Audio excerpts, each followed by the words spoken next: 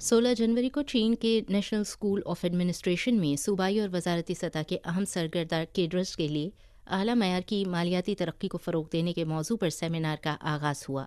CPC central committee के general secretary, अवामी जमहूरिया चीन के सदर और सेंट्रल मिलिट्री कमीशन के चेयरमैन शी जिनपिंग ने इफ्तिताही तकरीब से खिताब किया।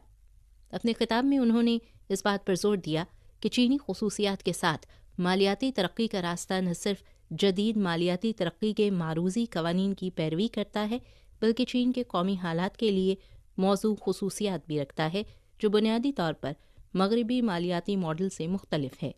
हमें अपनी खुद एतमादी पर कायम रहना चाहिए और अपने रास्ते को वसी से वसी तर बनाना चाहिए। शी जिनपिंग ने इस बात पर जोर दिया कि एक मालियाती ताकत एक मजबूत इक्तसादी बुनियाद पर मबनी होनी चाहिए, जिसमें ज़बरदस्त माशी ताकत, साइंसी और तकनीकी ताकत और जामे कौमी ताकत शामिल है।